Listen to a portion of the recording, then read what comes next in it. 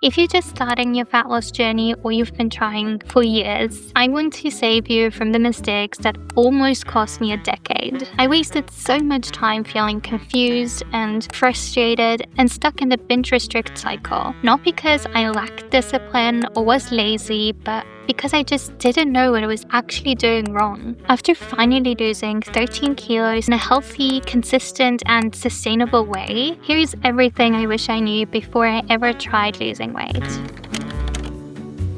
First, you do not need a perfect start. I always thought that I had to research and start perfectly and have the perfect plan to know what I'm doing and be super efficient with losing weight and doing it only for a few weeks and then everything would go quickly. Everything had to align in the perfect way for me to start. And that really only pushed me back for months, if not years, when starting my fat loss journey. So just start. If it's not perfect, if it's not optimized, it's fine. There's so many fat loss guides out here with research and optimized fitness plans and nutrition plans, and they're great, don't get me wrong. Looking at research and looking at what works is very helpful, but getting caught up on it and not starting your journey because you feel overwhelmed by having to do everything perfectly, that's not going to help you out. You just have to start, even if you're not doing all of the scientifically perfect things.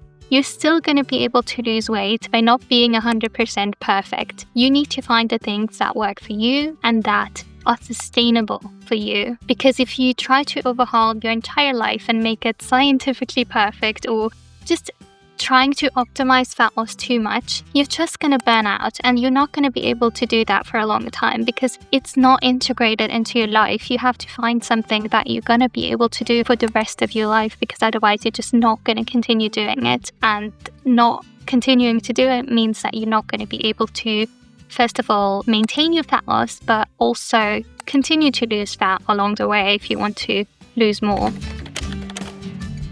Another thing I wish I knew is that hunger is not a bad thing. For years, I tried to suppress my hunger and push it away and try not to eat as much to save calories or just be healthier. But that really was not helpful at all because usually when you do try to save up or restrict too much, it's really just gonna backfire because when you're hungry, even if it's something small, even if it doesn't always perfectly fit in your macros and your calories, sometimes you should still eat because especially for women with menstrual cycles, your hunger is not going to be the same all the time and you're also actually burning more while you're in your luteal phase, so right before your period, when you usually get really hungry. Even if your calories, for example, don't always account for that because they're the same every single day, you can go a bit over. Of course, not all the time, otherwise you're not going to be in a calorie deficit,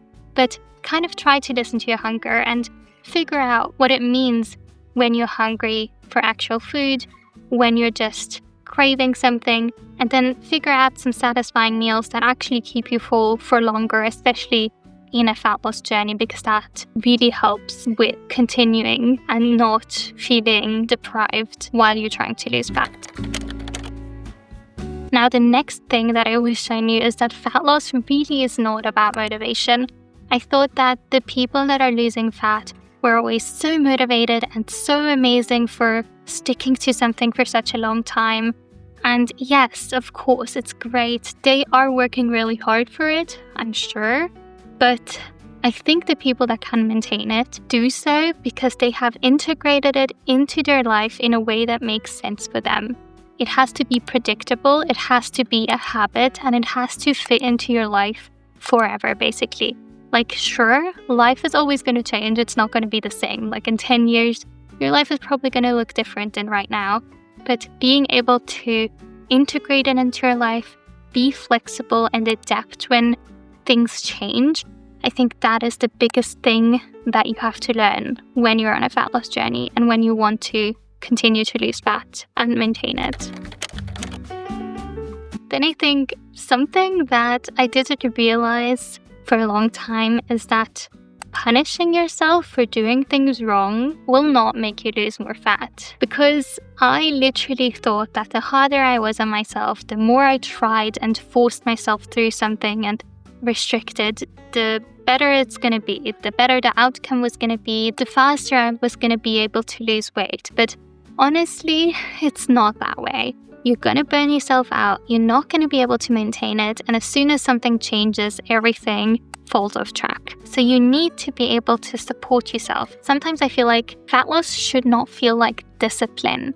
It should feel like caring for yourself. It should almost feel like self-care and doing things that support you instead of forcing you to do things. Of course, there's things that you might not want to do in that exact moment, but we're framing it more so as self-care and doing things that maybe you don't want to do, but you know they're good for you, instead of thinking of it as discipline, as forcing yourself through it. I like to think of it as self-care, and that makes it just so much more sustainable instead of being miserable.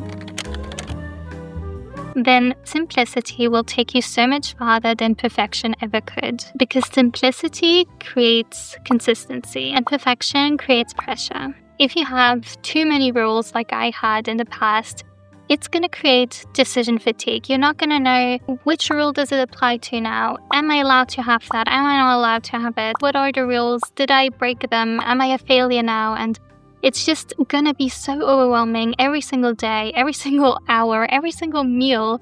It's going to feel horrible.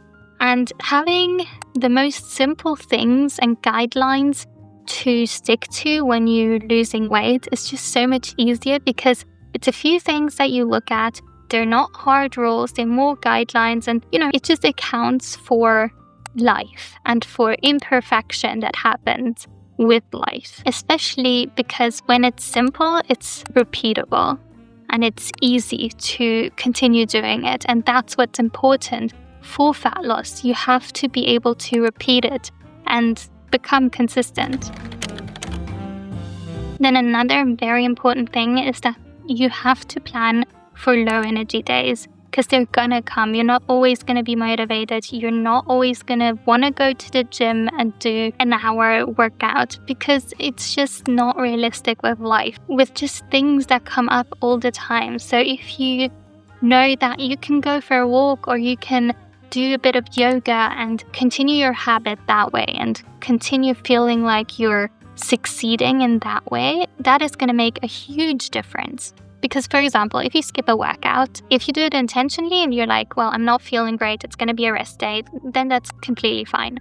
But when you skip a workout and you're like, I really do not feel up to it, I'm really tired, and I cannot go because right now it's a 1 hour workout, either does not fit into my schedule right now, or it just feels like way too much, then instead having an option to do a smaller workout or doing something like that just keeps the ball rolling. It's not really about the movement all the time, it's more so about the habit and not feeling like you've failed or you've given up on your goals.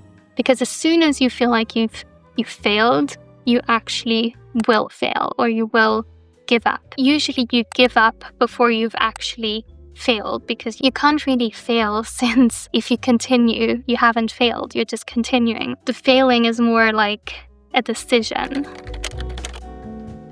Now, something that would have saved me from giving up countless times is to know that your fat loss timeline isn't the problem. Your expectation is, because my fat loss progress was not actually slow. I was just following the wrong timeline, or hoping for the wrong things and wanting everything to happen way too quickly, or more quickly than what was actually sustainable or even healthy. I expected a transformation in a few weeks and losing like 10 kilos in a very small time frame. But real fat loss takes months or years, not weeks. Just to be clear, on average, a normal fat loss speed is from 0.3 kilos to 0.8 kilos per week. And with that, you can lose a lot of weight in a year or even in 6 months. So just having a realistic timeline for yourself is going to save you from feeling like you've failed so many times. Even if a year might feel long, repeating the same cycle for 10 years will be even longer. So if I could go back to the beginning of my journey, I would tell myself to stop trying to be this perfect, to stop expecting everything to happen